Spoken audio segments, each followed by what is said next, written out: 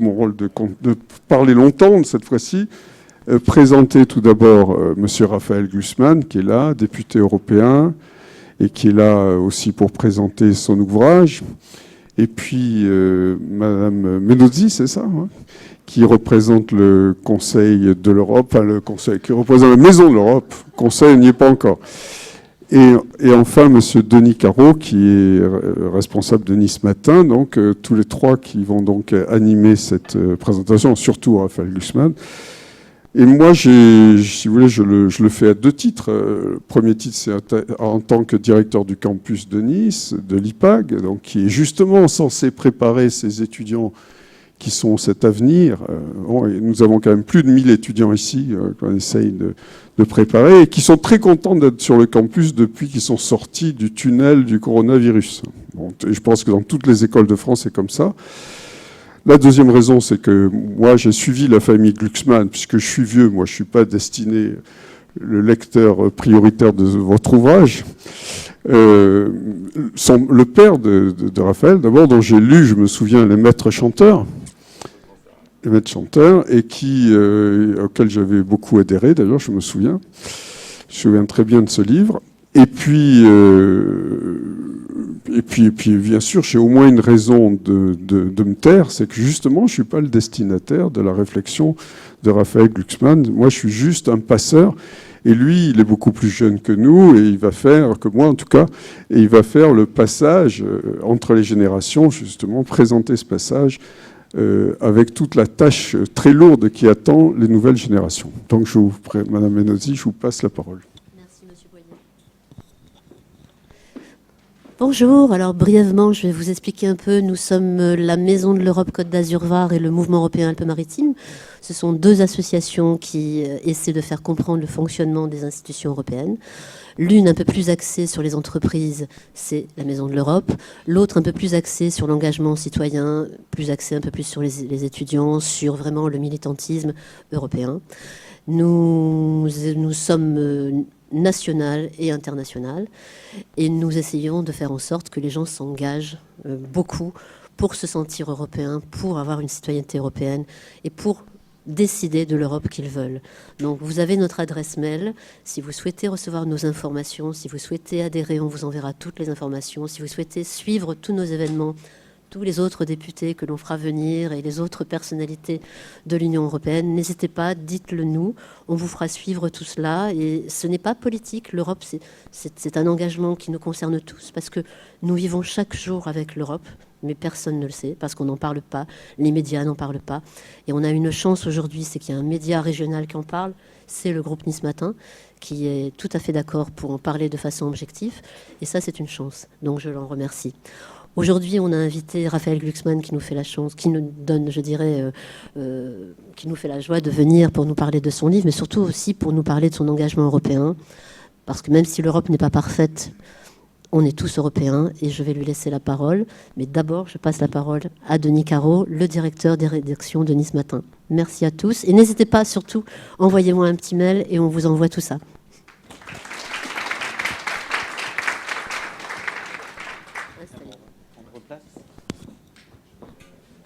Choisissez plutôt à droite. Je vais faire mon coming out. Bonjour à tous. Nous sommes très heureux avec Odile Menozzi, la présidente du Mouvement européen, de vous accueillir, Raphaël Glucksmann, et merci à l'IPAC d'accueillir cette rencontre cet après-midi. Raphaël Glucksmann, vous êtes essayiste et député européen. Vous présidez la commission sur les ingérences étrangères du Parlement européen. Nous allons évidemment cet après-midi parler d'Europe, mais aussi, on va voir rapidement que les sujets se rejoignent, de votre dernier livre, Lettres à la génération qui va tout changer, que vous dédicacerez tout à l'heure. Alors Raphaël Glucksmann, une première question avant d'entrer dans le vif des sujets. Vous êtes député européen depuis 2 ans et demi.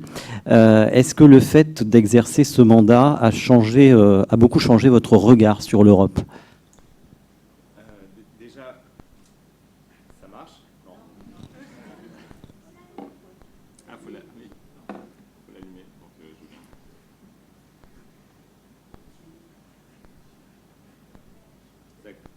clignote. Et là, non. Et là, non. Et là. Et voilà, donc comment perdre toute crédibilité en 30 secondes. Magnifique. Déjà, bonjour à toutes et à tous. Et merci beaucoup de l'invitation. Et je suis ravi d'y répondre. D'autant que vous avez bien organisé les choses, puisque vous avez invité le soleil aussi. Donc ça fait plaisir. Quand on habite entre Paris et Bruxelles, c'est pas mal quand même de voir un coin de ciel bleu de temps en temps.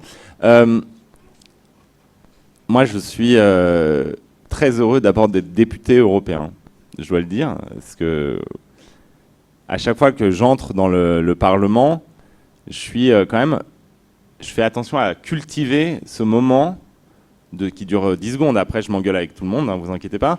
Mais ce moment où quand même on se rend compte que des gens qui viennent de pays différents, de traditions politiques différentes, d'histoires différentes, parlant des langues différentes, sont réunis dans un lieu pour faire de la politique.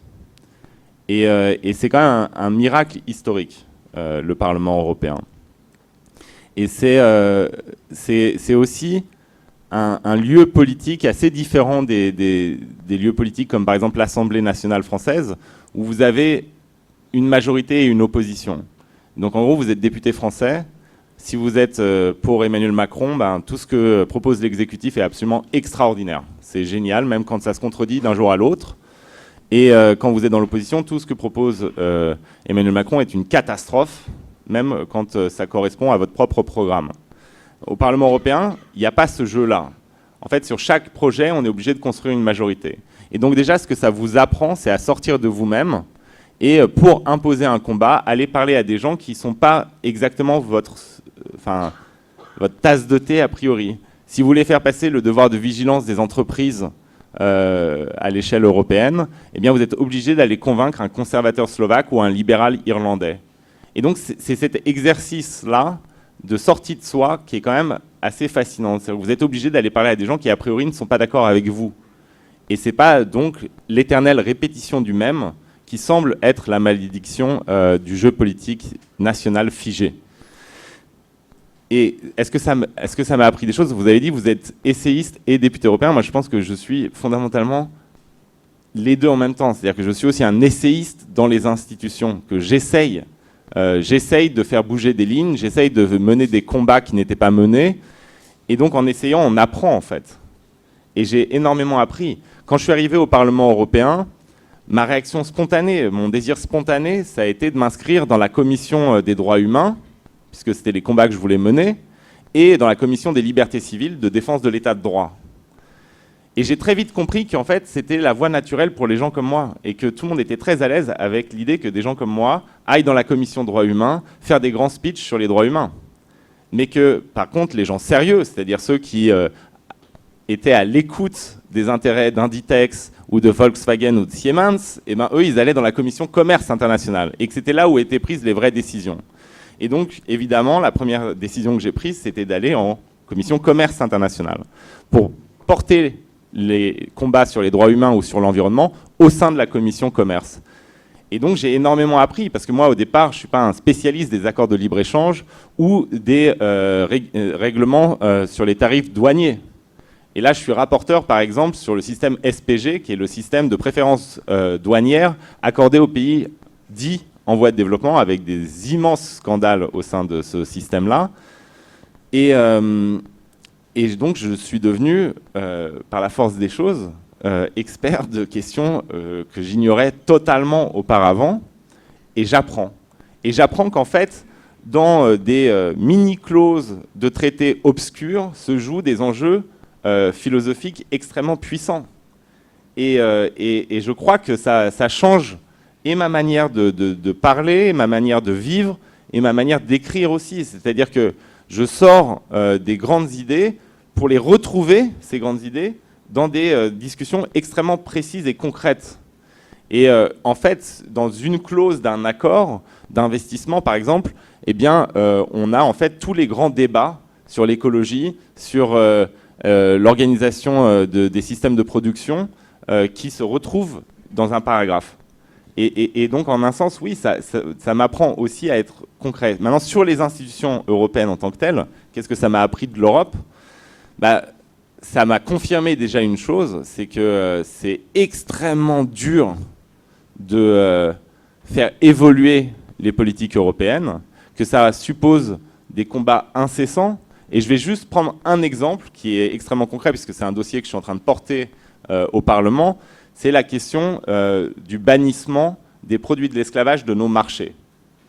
Donc, ça fait des années, je pense qu'il y a certains d'entre vous qui ont participé à nos campagnes sur les marques qui exploitent encore aujourd'hui, pour certaines, les esclaves ouïghours.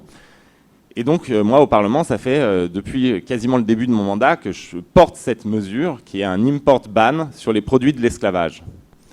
Et au bout de combats incessants, on a réussi à obtenir que Ursula von der Leyen, la présidente de la Commission, vienne devant le Parlement et promette cet import ban. Et depuis, dans les méandres des institutions européennes, cette idée a été perdue. C'est-à-dire que le commissaire responsable, qui est M. Dombrovskis, qui est le commissaire au commerce international, qui était l'homme qui était censé porter cette mesure, fait tout pour ne pas la porter, et qu'à chaque étape en fait, du processus de décision à l'échelle européenne, eh bien, il y a l'intervention de lobbies qui représentent des grands intérêts privés qui seraient lésés par une telle mesure et qui font en sorte que cette mesure disparaisse. Et donc, c'est une impression que j'avais avant, mais que cette fois-ci, je peux en témoigner de manière directe, c'est qu'en fait, l'Union européenne est l'échelle nécessaire pour mener les grands changements. C'est-à-dire que si on fait un import ban à l'échelle française, ça n'aura aucun impact sur les chaînes de production mondiales, mais que c'est une échelle qui est pleine de défauts et qu'il faut mener des combats incessants en son sein pour faire contrepoids aux lobbies qui s'exercent. Et ça, enfin voilà, c'est une confirmation qui invite non pas au rejet de l'Europe, parce que les mêmes lobbies s'exercent aussi à l'échelle nationale, mais qui invite justement à l'investissement dans les structures européennes et à attirer l'attention du public, puisque la seule manière de faire contrepoids à ces grands intérêts privés, c'est qu'en fait, il y ait une attention du public qui se porte sur la question qui est débattue. Plus il y a de lumière, moins Siemens, Volkswagen ou Inditex contrôlent le jeu en Europe. Et moins il y a de lumière, plus ils le contrôlent. Et donc c'est pour ça que moi, ce que j'essaye de faire, depuis que je suis député européen, c'est de faire vivre mon mandat aux jeunes, par exemple sur les réseaux sociaux, de les faire participer à ce mandat, de les faire participer à ces débats, parce que déjà je pense que c'est important de connecter la société et les institutions, mais au-delà de ça, par pur calcul utilitariste pour mes causes, parce que je sais que si je suis seul ou avec un petit groupe de députés face à ces lobbies, nous perdrons. Mais s'il y a une attention qui est éveillée dans l'opinion publique, nous pouvons gagner. Et nous avons gagné des combats comme cela parce que les commissaires ou les autres députés se rendaient compte que ces sujets intéressaient les électrices et les électeurs. Et c'est pour ça qu'on a réussi à les faire évoluer sur certains points. Alors justement, dans votre livre, vous évoquez l'importance cruciale de votre bureau au 11e étage du Parlement européen. C'est là, dites-vous, que vous faites le lien entre l'activité parlementaire et l'activisme citoyen. Est-ce qu'on peut vraiment rapprocher les deux ? Je pense qu'en fait, la politique, c'est la jonction des deux. C'est-à-dire que je crois que ce dont nous souffrons, c'est d'une séparation, d'une grande séparation entre la sphère institutionnelle politique et la société civile. Il y a en France un bouillonnement dans la société civile. Il n'y a jamais eu autant de monde dans les associations. Il y a des combats qui sont menés partout. Et ça n'a pas de traduction, ou trop peu de traduction, dans les institutions. Et à l'inverse, les débats institutionnels semblent hyper lointains des combats de la société civile. Et cette dichotomie-là, c'est la crise de la démocratie pour moi. Donc je dis toujours que en fait, mon mandat, c'est deux jambes. Il y a la jambe qui est proprement institutionnelle et la jambe qui est l'activisme civique, et que si je me contente de marcher sur la jambe institutionnelle, je perdrai tous mes combats au Parlement, Et si, par contre, je me contente de faire de l'activisme dans la société, de faire des mobilisations citoyennes, eh bien, il n'y aura aucune traduction légale, législative, concrète, en fait, à ces combats. Et je crois qu'il y a un grand risque, en fait, dans l'idée, qui est très forte chez beaucoup d'écolos, chez beaucoup d'humanistes, qui est qu'on peut changer la société sans prendre le pouvoir. Et moi, je ne crois pas à ça. On ne peut pas changer la société sans prendre le pouvoir. Si vous luttez efficacement contre le dérèglement climatique, vous aurez besoin d'agents du fisc, vous aurez besoin de législateurs, vous aurez besoin même de policiers, vous aurez besoin de douaniers, vous aurez besoin d'administration, vous aurez besoin du pouvoir. Si vous voulez faire contrepoids aux grandes multinationales de l'extraction fossile, eh bien, vous aurez besoin du pouvoir. Et que donc, il faut prendre le pouvoir, en tout cas rentrer dans les lieux de pouvoir, si on veut réellement transformer le monde, transformer la société, transformer la France, transformer l'Europe. Et la manière que j'ai de vivre ce mandat, c'est de faire les deux. C'est-à-dire que en permanence, appuyer les combats législatifs sur des mobilisations civiques ou chercher à donner une traduction législative au combat civique. S'il n'y a que l'un des deux, en gros, on fait de la politique as usual. Et ça, c'est une nouvelle manière de faire. Hein. Et je crois que ça fonctionne parce qu'il y a une conscience généralisée qu'en fait, la démocratie est en crise et qu'on n'arrive plus à faire vivre les mandats. Il y en a d'autres qui le font. Hein. Moi, je vois comment Ruffin, par exemple, fait vivre aussi son mandat à l'Assemblée nationale avec un discours différent et une manière différente de s'exprimer. Et ça, c'est vital parce qu'il n'y a pas de raccourci. Si vous voulez changer les choses, vous aurez besoin de la politique. Il n'y a pas d'autre voie, en particulier d'autres voies démocratiques, quoi. Alors justement, vous vous adressez aux jeunes et vous leur adressez une petite lettre de 180 pages qui commence par ces mots « Quelle idée d'avoir 20 ans aujourd'hui ?» C'est la première phrase de votre livre, soulignée par un point d'exclamation. Alors quelle idée en effet, hein, dérèglement climatique, chaos à tous les étages, crise démocratique, ça ne nous donne pas franchement envie et pourtant vous dites aux jeunes, oui, vous pouvez tout changer. Ouais, moi j'ai écrit ce livre, alors d'abord pour dire merci en fait à tous ces jeunes qui se sont mobilisés sur une question qui semblait complètement marginale et à laquelle aucun des leaders politiques ou des grands éditorialistes ne s'intéressait, qui est la cause d'un peuple déporté à des milliers de kilomètres de chez nous, les Ouïghours, et les centaines de milliers de jeunes Français qui se sont mobilisés sur cette question ont réussi à l'imposer au cœur même du débat public européen. Et donc c'était une manière de les remercier, de leur dire peut-être on pouvait tirer des leçons ensemble de ce combat-là et de la manière de faire de la politique que ça pouvait produire. Et aussi pour battre en brèche les stéréotypes qui sont véhiculés actuellement, qui est d'avoir des éditorialistes de 50 ans qui arrivent et qui disent oui, les jeunes aujourd'hui ne sont pas engagés, ils sont narcissiques, ils sont individualistes, ils ont les yeux rivés sur leurs écrans, etc. Et d'expliquer que moi, ce n'est pas l'expérience que j'avais de la jeunesse française. Et enfin, d'essayer de comprendre pourquoi je pense que ceux qui ont 20 ans aujourd'hui eh bien, seront beaucoup plus engagés politiquement que ma propre génération. Parce que moi, quand j'avais 20 ans et que j'étais étudiant à Sciences Po, eh bien, la doxa générale, c'était de dire que finalement, la mondialisation serait heureuse, que l'histoire était finie dans sa dimension tragique et que la démocratie allait s'étendre, on allait tous commercer les uns avec les autres et grâce au progrès technique, on ne ferait plus qu'un. C'était ce qu'on appelait l'aplanissement du monde. Et cette idéologie-là, des années 90-2000, s'est avérée complètement fausse, c'est-à-dire complètement à côté de la plaque. Et quand moi j'avais 20 ans, donc, les choix politiques qui nous étaient proposés, c'était en gros éternellement d'avoir à opter entre Juppé et Jospin, quoi.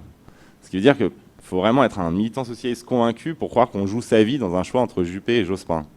Mais les choix qui sont proposés aujourd'hui à un jeune de 20 ans, c'est des choix beaucoup plus radicaux, beaucoup plus tragiques. C'est le choix entre l'effondrement climatique ou la sauvegarde du monde. C'est le choix entre le basculement dans la haine et la xénophobie ou la régénération de la démocratie. Enfin, c'est des choix fondamentaux. Et donc ces choix-là, ils appellent un engagement politique beaucoup plus radical, beaucoup plus sérieux, finalement, que quand moi j'avais 20 ans. Et donc je suis convaincu que finalement, cet horizon tragique, qui est celui d'un jeune de 20 ans qui ouvre les yeux sur le monde en crise, eh bien, qu'on produira un renouveau du politique. Moi, j'ai été marqué, juste une seconde, j'ai été marqué, vous allez voir que je fais des réponses toujours très longues, alors je tiens à m'excuser d'abord. C'est pour ça que quand j'écris une lettre, elle fait 180 pages.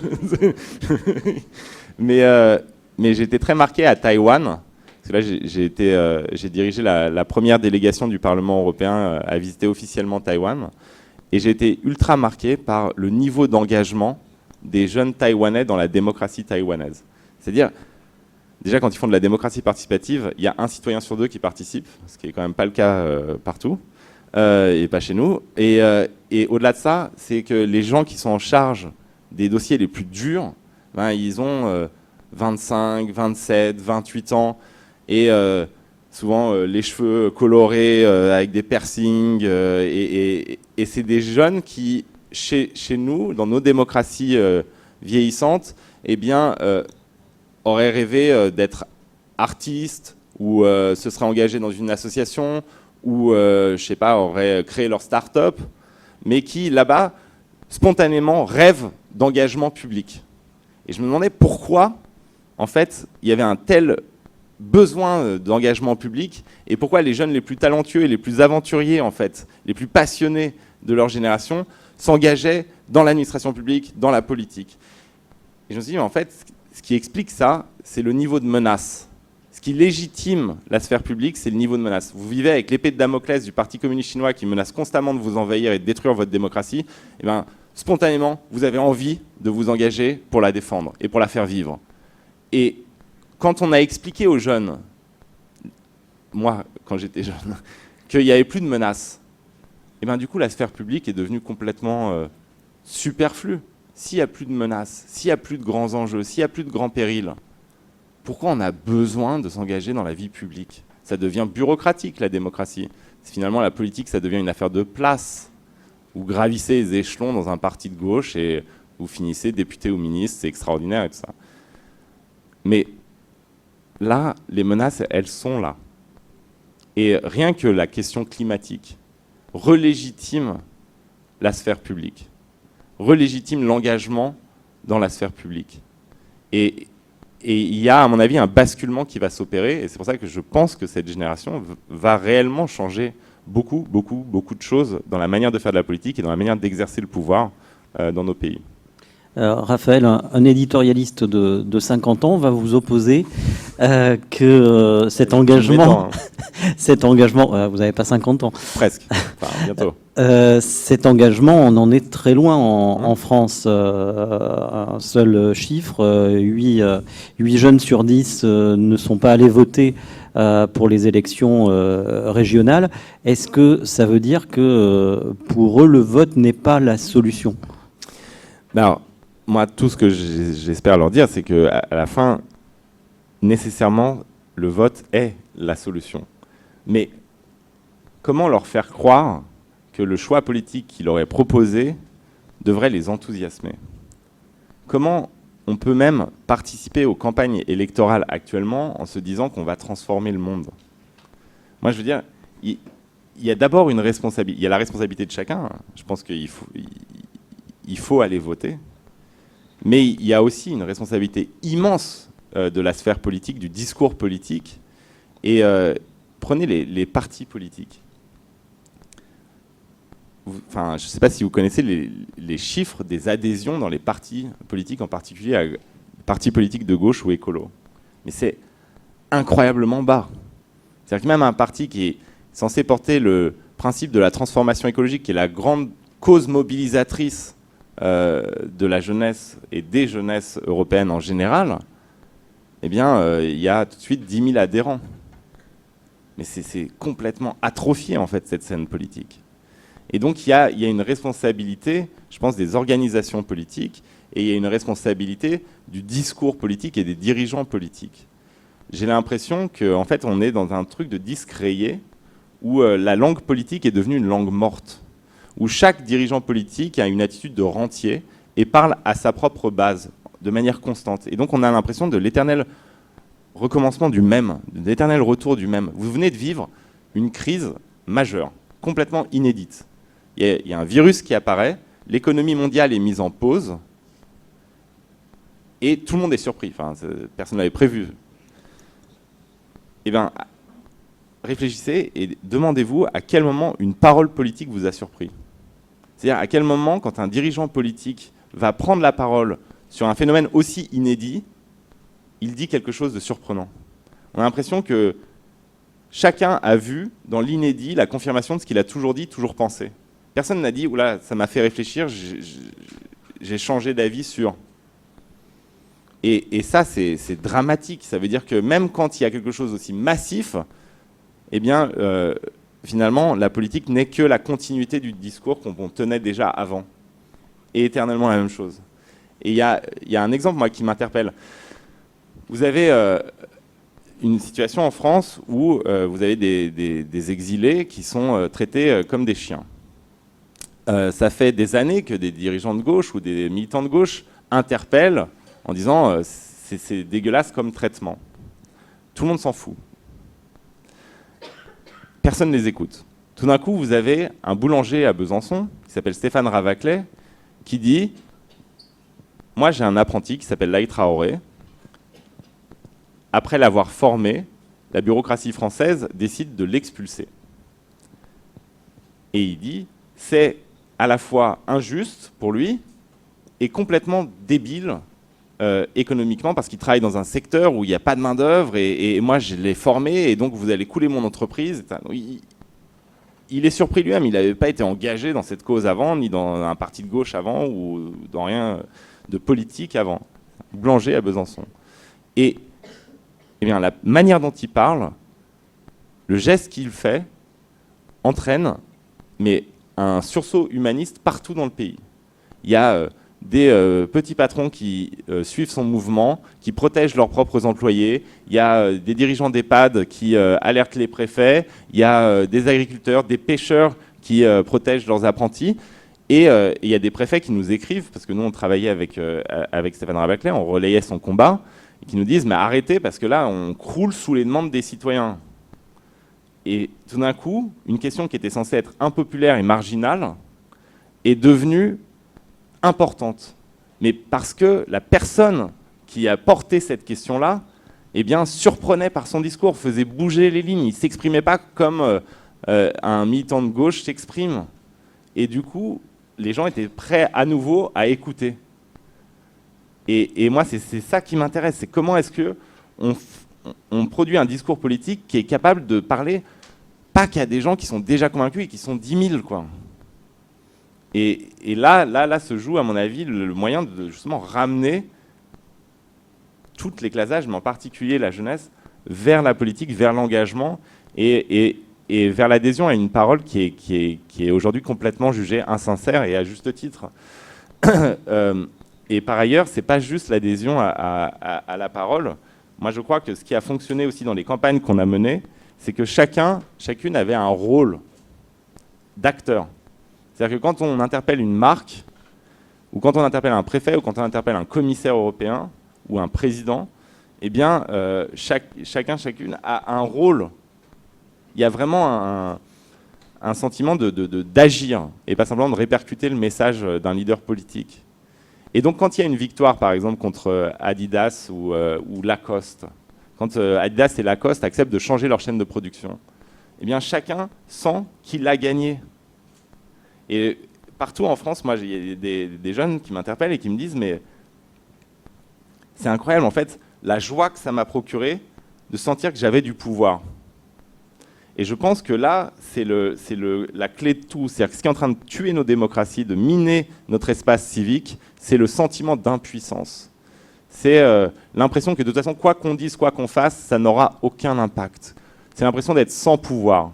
Et donc, la politique, c'est ce qui doit redonner aux citoyennes et aux citoyens le sentiment du pouvoir.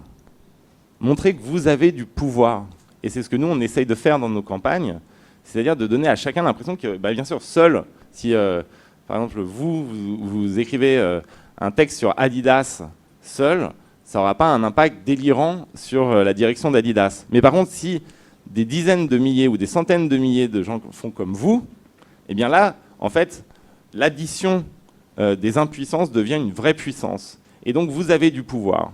Et vous avez du pouvoir sur les multinationales qui semblent complètement hors d'atteinte. Et vous avez du pouvoir sur vos représentants, sur vos dirigeants, dont le but principal est quand même d'être réélus, et donc qui sont obligés de vous écouter si vous faites un mouvement assez massif.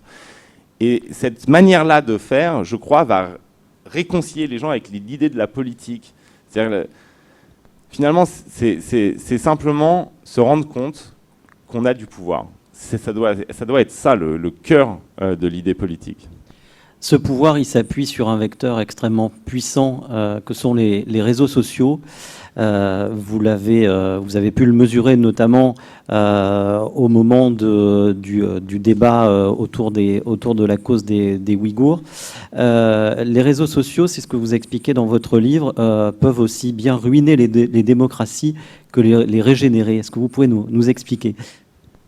En fait, moi, je préside la commission, vous l'avez mentionné, sur les ingérences étrangères. Et donc, une partie de mon travail, c'est de disséquer des campagnes de désinformation sur les réseaux sociaux qui peuvent être orchestrées par le régime russe ou par le régime chinois, par exemple.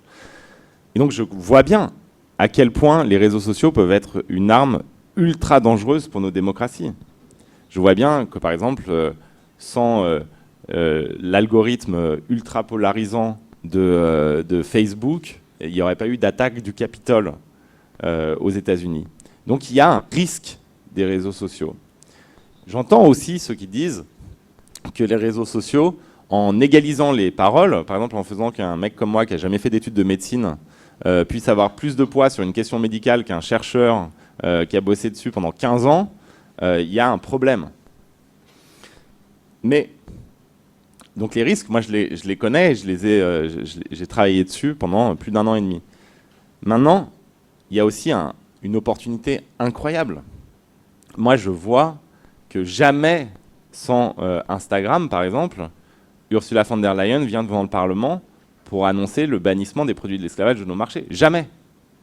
Jamais sans Instagram, il y a le Parlement européen qui renvoie dans les poubelles de l'histoire l'accord d'investissement signé par Macron, Merkel et Xi Jinping entre l'Union européenne et la Chine. Jamais le sort d'un peuple déporté à des milliers de kilomètres de chez nous n'aurait franchi le mur du son dans nos médias. Ce sont les jeunes qui se sont mobilisés sur Instagram en particulier qui ont obligé les médias à en parler, qui ont obligé les politiques à prononcer ce nom qui semblait si sale de Ouïghour. Et donc, ce qu'offrent comme opportunité les réseaux sociaux, c'est la capacité à imposer des causes qui sont a priori jugées négligeables par nos élites au cœur du débat public. Et ce qui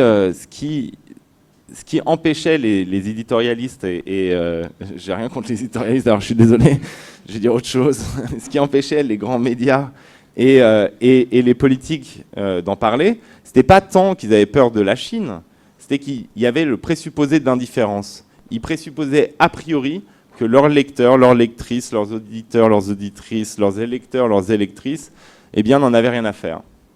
Et que donc, c'était pas intéressant comme thème. Et ce que les réseaux sociaux permettent, c'est de casser le présupposé d'indifférence, de casser l'alibi les gens. Les gens ne s'y intéressent pas. Bah ouais, peut-être que si, peut-être que les gens, justement, vont dire que ça les intéresse et que du coup, les médias vont se mettre à en parler. Et moi, pendant 2 ans, j'avais un rituel qui était assez drôle. C'est que, parce que comme je suis censé être un bon client dans les médias, j'ai toujours les invitations, parce que c'est en gros, ils utilisent les politiques comme commentateurs de l'actualité, quoi. C'est bien, c'est comme des journalistes, mais ça n'a même pas besoin de les payer. Et donc, il y a des tables rondes comme ça tout le temps pour discuter de n'importe quel sujet. Les politiques, ils y connaissent rien, ils reçoivent une pauvre note 2 heures avant. Et ils arrivent, ils ont un point de vue très assuré. Alors, déjà, ils se décrédibilisent totalement pour ceux qui connaissent les sujets, mais c'est pas grave. Et donc, vous recevez plein d'invitations comme ça si vous êtes jugé bon. Et donc, je refusais tout. Pendant 2 ans, j'ai tout refusé. Et à chaque fois, il me disait, mais pourquoi vous refusez? Je dis, mais en fait, j'ai pas envie de commenter l'actualité. Moi, vous m'invitez pour parler pendant 1h30 des camps de concentration en Chine, je viens. Enfin, il me regardait, complètement dingue. Et ce que permettent les réseaux sociaux, c'est justement de fabriquer son propre agenda, d'imposer son propre récit, de dire ça pour moi c'est extrêmement important. Je ne suis pas là pour commenter les déclarations d'Emmanuel Macron, de Marine Le Pen ou les événements auxquels je ne connais rien. Je suis là pour parler de ce que je fais au Parlement et des causes qui m'importent. Et donc, il y a une opportunité là pour réinventer la politique, pour réinventer le combat culturel et le combat politique. Je pense qu'on peut imposer des récits, des agendas via les réseaux sociaux, parce que tout d'un coup, fait irruption dans le débat public quelque chose qui n'était pas là, c'est-à-dire les gens. Les gens ne sont plus un alibi. En fait, ils peuvent dire si c'est ça qui nous intéresse. Et à partir de ce moment-là, ça devient un sujet. Et je trouve qu'en un sens, on peut dire que c'est une antidote aux chaînes info, quoi. C'est-à-dire les chaînes info, c'est waouh, 15 000 scientifiques disent demain il sera trop tard. Pendant 48 heures, c'est que ça le sujet. Tout le monde en parle. Il y a des tables rondes, à la cafette, les gens au taf, ils en parlent. Nanana. Ensuite, il y a un accident tragique, d'ailleurs, d'hélicoptère en Argentine. 48 heures sur l'accident tragique d'hélicoptère en Argentine. Et les mêmes gens vont venir commenter l'accident tragique d'hélicoptère en Argentine. Et on a complètement zappé qu'en fait, il y a 15 000 scientifiques du monde entier qui nous ont dit qu'en gros, si on ne prenait pas des mesures tout de suite, de toute façon, c'était trop tard et qu'on fonçait vers le mur de l'effondrement climatique. Et bien, ce zapping-là, on peut le refuser quand on est capable de dicter un agenda sur les réseaux sociaux et dire bah non, moi je vais rester quand même, je suis désolé pour l'accident d'hélicoptère, mais moi je vais rester sur les 15 000 scientifiques. Et c'est pas grave, tant pis, c'est pas invité sur le plateau, je vais pas sur le plateau, mais on construit un récit avec les gens qui pensent effectivement que 15 000 scientifiques qui vous disent que c'est la fin du monde, c'est plus un sujet d'engagement qu'un accident d'hélicoptère. Je voudrais qu'on revienne un petit peu sur le constat que vous dressez dans votre livre. Vous expliquez que l'Europe cuve une cuite de 5 siècles. Donc c'est pour quand la fin de la gueule de bois? Et vous pouvez nous expliquer cette grosse cuite? Non mais... alors... c'est vrai que c'est une image... enfin, je sais pas, j'espère que vous n'avez pas eu l'expérience de ces immenses cuites, mais... des fois, il y a des lendemains qui sont tellement difficiles. Ça, on est aux alcooliques anonymes maintenant. Oui, j'avais 20 ans. Je m'en souviens encore. Non, c'est ces lendemains très difficiles où vous avez l'impression que le moindre mouvement suppose un effort démesuré. Et l'Europe, c'est... noyé en fait dans une forme d'hubris, de démesure, où pendant 5 siècles on a cru que l'homme pouvait tout, qu'il était maître et possesseur de la nature, qu'il était dans une révolution perpétuelle et qu'il fabriquait sa propre histoire et sa propre légende en permanence. C'est en gros l'histoire de l'Europe depuis la Renaissance et depuis l'avènement de l'humanisme. Et ça a conduit à des catastrophes, à des progrès absolument extraordinaires et à des catastrophes terribles. Et aujourd'hui, on est dans le sentiment complètement inverse, qui est celui de la gueule de bois. C'est-à-dire qu'on a l'impression qu'on ne peut rien, qu'on est impuissant, qu'on est spectateur de notre propre déclin, qu'on est spectateur de l'effondrement climatique, qu'on est spectateur du grand déménagement du monde et du déclassement de l'Europe, qu'on n'y peut rien, que c'est ainsi. Et ça les deux attitudes sont ultra dangereuses. C'est-à-dire que la démesure de « on peut tout » conduit... aux pires horreurs et aux pires catastrophes, mais cette idée actuelle qu'on ne peut rien faire sur rien conduit aussi aux pires catastrophes et aux pires démissions. Et cette impression-là, cette musique lancinante du « on ne peut rien faire », elle se retrouve jusque dans les plus hautes sphères dirigeantes de l'Union européenne. Moi, je raconte, par exemple, un dîner avec Josep Borrell, qui est le haut représentant de l'Union européenne, c'est-à-dire le ministre des Affaires étrangères de l'Union européenne. C'est quelqu'un qui parle 15 langues, qui est ultra cultivé, un socialiste espagnol, mais vraiment un gentilhomme européen, ultra humaniste, ouvert sur le monde. Et ça.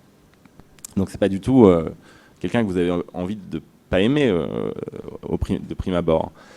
Et donc moi j'arrive comme ça à ce dîner, très content parce que j'avais plein de trucs à lui dire, quoi. Donc en gros, pourquoi vous faites pas ça, pourquoi vous faites pas ça, pourquoi vous faites pas ça. Donc j'avais ma liste comme ça de sujets et de combats.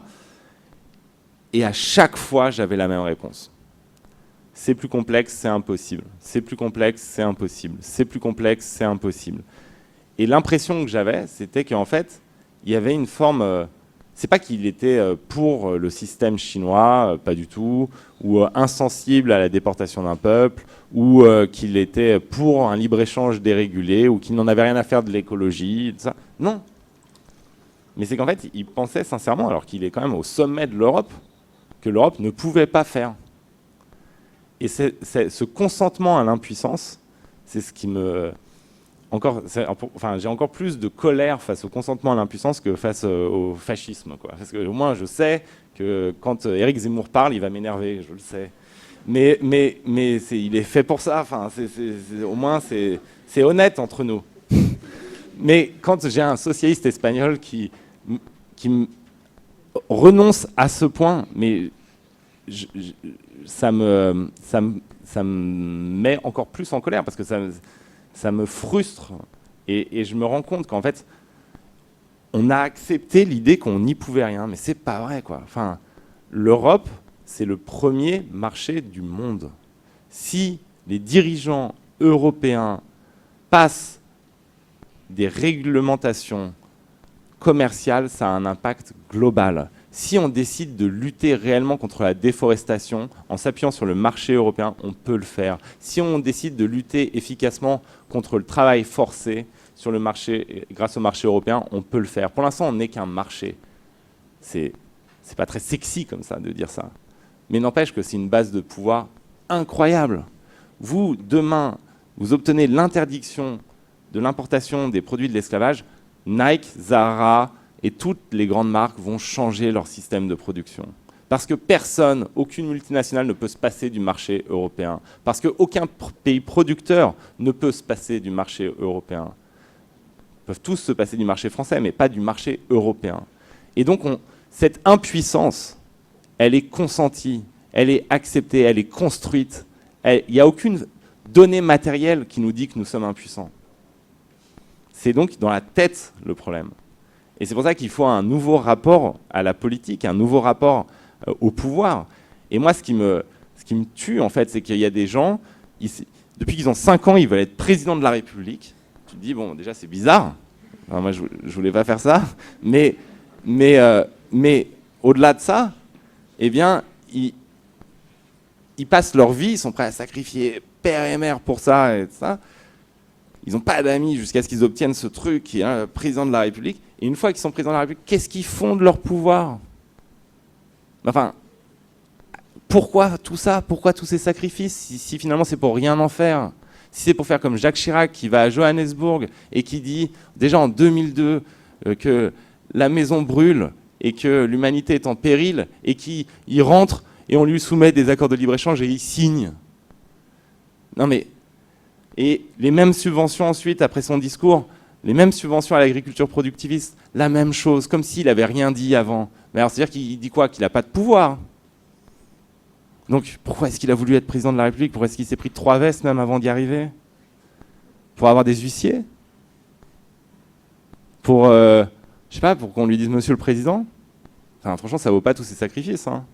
Moi, je préfère voir plus mes enfants et qu'on ne me dise pas « Monsieur le Président hein. », enfin, ça va. Et donc, je comprends pas, en fait, comment les puissants, ceux qui ont cherché la puissance, consentent à ce point à leur propre impuissance. Et voilà, c'est pour ça qu'il faut secouer le cocotier et reposer, ce qui n'est pas une question naturelle pour nous, la question du pouvoir. Moi, j'ai une forme de pudeur, comme ça, quand on parle de pouvoir, parce que le pouvoir c'est sale, le pouvoir c'est pas bien, le pouvoir c'est quelque chose qui nécessairement va aux ambitieux et ça. Et non, en fait on a besoin de pouvoir, justement, on n'en a plus assez. on n'a pas assez de pouvoir. La cité a renoncé à beaucoup trop de pouvoir. Et si vous prenez comme exemple la politique commerciale, aujourd'hui, la politique commerciale n'existe pas. Aujourd'hui, c'est la politique qui est au service d'une idéologie, qui est que le commerce en soi est bien. Non. Le commerce peut être bien, le commerce peut être catastrophique. Le commerce, c'est un outil au service d'une ambition politique, normalement. Et donc, ce qu'il faut remettre à l'endroit, c'est de dire, en fait, le cœur de tout, ça doit être le pouvoir politique. Ça doit être le fait qu'une cité décide collectivement de son avenir. Et pour ça, elle a besoin de pouvoir. Et il faut donc qu'elle reprenne du pouvoir. Et tout l'enjeu, c'est d'expliquer à des dirigeants politiques qui peuvent faire des choses. Moi, j'ai eu des discussions avec la ministre de l'Industrie, où elle m'expliquait, c'est pareil, à chaque fois, tout ce qu'on proposait sur, par exemple, la question de Luxfer, qui est une entreprise qui fabriquait des bouteilles d'oxygène en aluminium et qui a été fermée par un actionnaire anglo-saxon par pure logique actionnariale à court terme, alors que c'était un métier porteur, enfin vraiment un marché porteur d'avenir, quelque chose dont on a de plus en plus besoin. Et le résultat de la fermeture de l'usine Luxfer à côté de Clermont-Ferrand, c'est qu'il n'y a plus aucune usine en Europe qui produit des bouteilles d'oxygène dernière génération. Donc pour nos sapeurs-pompiers, pour nos hôpitaux, enfin bref, encore un abandon de souveraineté totale. Et quand on disait, mais réquisitionner l'entreprise, ils veulent la détruire, réquisitionner l'entreprise, mais même pas pour la nationaliser. Je m'en fous, moi, que l'État produise des bonbonnes, enfin des bouteilles d'oxygène. Ce que je veux, c'est qu'il y ait des gens qui produisent des bouteilles d'oxygène en Europe. Réquisitionner et vendez à un repreneur privé. C'est pas possible. C'est pas possible. C'est pas possible. Vous savez, c'est plus possible maintenant avec toutes les règles internationales. Vous savez, tout ça n'est plus possible. Bah, dans ce cas, il faut les réécrire, les règles internationales, si elles vous empêchent de pouvoir même faire produire des bouteilles d'oxygène en Europe. Réécrivez-les. Enfin, c'est pas la Bible, la charte de l'OMC. Ça n'a pas été écrit par Dieu. Ça a été écrit par des sociodémocrates français, en plus, qui sont complètement fourvoyés. Mais donc la parole de Pascal Lamy, c'est pas forcément la parole de Jésus-Christ, quoi. Désolé, Pascal. Alors, il y a un président de la République qui s'appelle Emmanuel Macron, qui nous a expliqué jeudi lors de sa conférence de presse pendant plus d'une heure qu'il allait pouvoir faire bouger les choses, faire changer beaucoup de choses lors de la présidence française du Conseil de l'Union européenne qui démarre le 1er janvier. Il a défini sa feuille de route, sa stratégie, son calendrier. Est-ce que vous êtes d'accord sur ces priorités? Est-ce que vous pensez qu'il peut changer les choses? Alors, dans ce qu'il a dit, il y a beaucoup de choses avec lesquelles je suis d'accord. Sur la sortie des 3% et sur l'écriture d'une histoire commune européenne, sur la priorité donnée à la jeunesse. Enfin, il y avait tellement de priorités qu'à la fin, je comprenais plus ce que c'était qu'une priorité, mais bon, c'est pas grave. Donc, il y a sur le fait qu'il faut qu'on sorte de la mentalité du pur consommateur et qu'on redevienne producteur en Europe, parce que le consommateur, c'est quelqu'un qui a l'impression que les produits lui tombent dans la bouche ou dans les mains, et que ça introduit un rapport fataliste au monde. Il faut reproduire. C'est une exigence écologique, mais c'est aussi une exigence sociale et une exigence philosophique. Même si vous voulez un avenir, il faut produire. Et donc, il y a plein de choses qui étaient justes. Moi, je ne suis pas pavlovien. C'est pas parce que Macron dit quelque chose que je veux dire que c'est pas bien. Alors, par exemple, je peux choquer beaucoup de monde, mais quand il a dit qu'il fallait un pass sanitaire, je me suis fait engueuler par plein de gens sur Instagram, mais j'étais quasiment le seul à dire que j'étais d'accord. Mais bon, pardon, je sais pas ce que vous en pensez, mais bref, en tout cas, quand je suis d'accord, quand il va à Beyrouth, je dis pas c'est du colonialisme, mais après, quand il repart de Beyrouth, il est lâche. Non, enfin, à un moment, il faut être cohérent. S'il dit ou fait quelque chose de bien, il faut le dire. Donc, il y a plein de choses qui sont justes dans ce qu'il a proposé. Mais est-ce qu'il peut faire? Non, mais le problème, c'est qu'il y a un énorme mytho, quoi. C'est qu'il y a 2 mois de présidence française effective. Parce qu'il a refusé de faire en sorte que la présidence française puisse durer 6 mois, c'est-à-dire qu'elle ne tombe pas en plein milieu des élections présidentielles. Donc là, il est président pendant 2 mois, en réalité, à temps plein, et il va faire tout ce qui n'a pas été fait pendant 30 ans. Donc on peut avoir un léger doute sur la faisabilité de la chose. Et au-delà de ça, on peut aussi se poser la question, c'est-à-dire que il y a plein de fois, quand il parle d'Europe, je suis d'accord. Le discours de la Sorbonne, franchement, 90%, j'aurais pu dire la même chose. Mais il là, il va utiliser l'Union européenne comme exercice de communication. Il va faire des grands sommets. Ça va déboucher sur rien. Et on le sait. Et ça va encore frustrer. Alors qu'il aurait fallu, à mon avis, hein, enfin, bon, moi, comme vous savez, je ne le conseille pas, mais il aurait fallu identifier 3-4 points, pas 500, 3-4 points qui sont cruciaux et qui peuvent être faits maintenant et qui correspondent en plus aux principes et aux intérêts français. Et c'était possible de le faire. Il y a des sujets qui sont débattus en ce moment à Bruxelles, où si ils avaient été mis en avant et il avait dit « j'ai 3 mois pour le faire, mais je vais l'obtenir », eh bien, il y aurait eu un impact immédiat. Et c'est un peu mon problème. C'est-à-dire que c'est un discours général avec lequel on peut être d'accord, mais on sait quand on l'écoute que ça va pas déboucher en fait sur quelque chose de réel. On le sait, et lui-même d'ailleurs sait qu'on le sait. Donc il y a une forme de jeu de dupe dans cette conférence de presse. Et c'est la frustration un peu qu'on peut avoir avec Emmanuel Macron en général, si je suis honnête, mais je ne suis pas là pour faire un discours sur lui, mais c'est-à-dire que on a l'impression qu'il se paye de ses propres mots, quoi. Enfin, voilà, ok, il a fait sa vision de l'Europe. Je préfère sa vision de l'Europe à celle d'Éric Zemmour ou de Marine Le Pen. C'est pas un secret.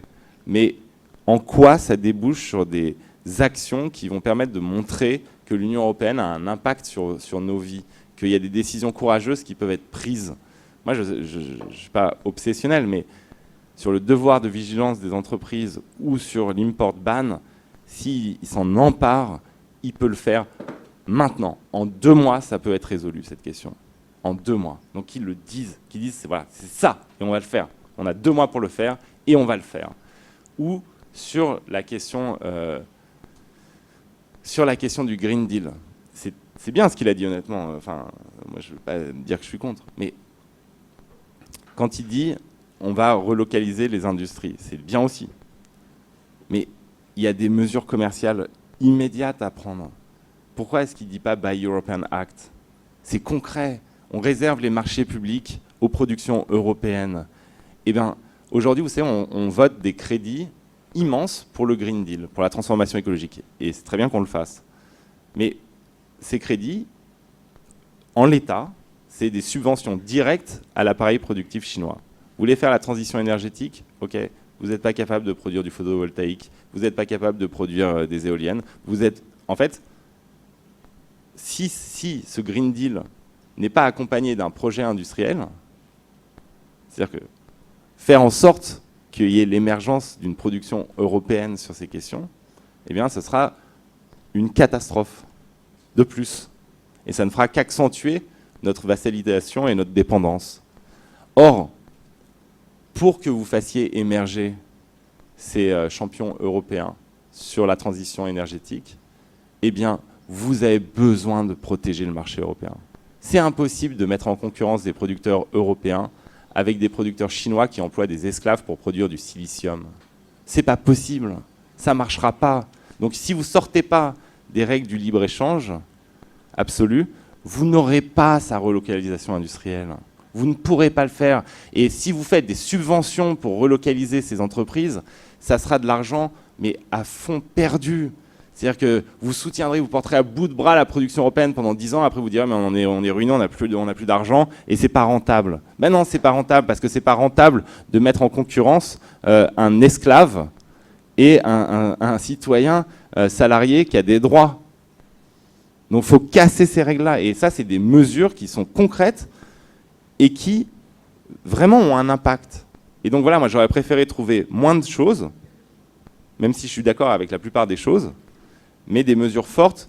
Simplement, ces mesures fortes, eh ben, elles vous opposent à des grands intérêts privés en Europe, et je ne suis pas convaincu qu'ils se lèvent le matin avec l'envie d'en découdre avec ces intérêts. Mais c'est peut-être un procès d'intention.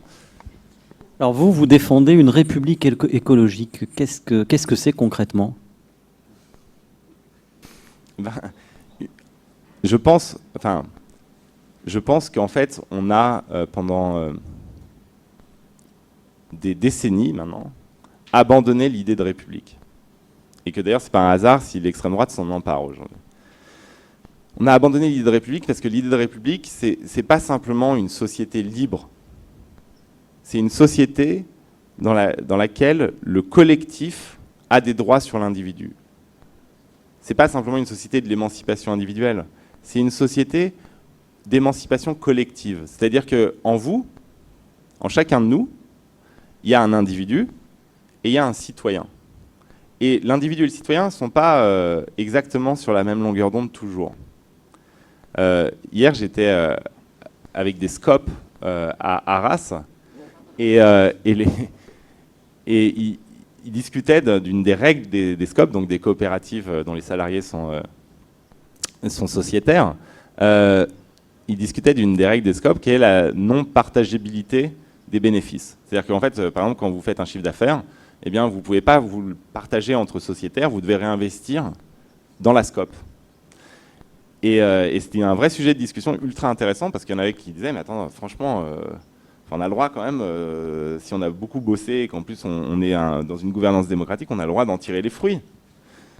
Et donc l'individu en chacun d'eux disait, il faut que ce soit partageable. Et le citoyen de la scope disait non, parce que si on ne réinvestit pas dans l'entreprise, eh ben, ça se trouve dans 2 ans, dans 3 ans, dans 10 ans, on sera complètement à la bourre et on n'aura plus aucun bénéfice à se partager. Et donc il faut garder cette règle intangible. Et je crois qu'il y avait donc là un conflit entre l'individu et le citoyen. Et que, par exemple, si les révolutionnaires français ont écrit une déclaration des droits de l'homme et du citoyen, eh bien, c'est pas parce qu'ils connaissaient mal la langue française, ils la connaissaient sans doute infiniment mieux que moi. Et donc ils n'ont pas fait une répétition. C'est qu'ils savaient qu'entre l'homme, l'individu, et le citoyen, il y avait 2 êtres différents qui pouvaient avoir des intérêts contradictoires. Et la République, donc, c'est ce qui s'adresse aux citoyens. C'est-à-dire ce qui s'adresse à la part collective de notre être et qui peut obliger la part individuelle. Par exemple, pour montrer à quel point on avait perdu le sens de ce que ça pouvait être la cité, Jacques Chirac décide de supprimer le service militaire. Franchement, le service militaire ne servait plus à grand-chose, les bourgeois ne le faisaient plus, et la principale occupation au service militaire, c'était quand même, dans le meilleur des cas, de passer son permis, et dans le pire, de couper, d'éplucher des patates.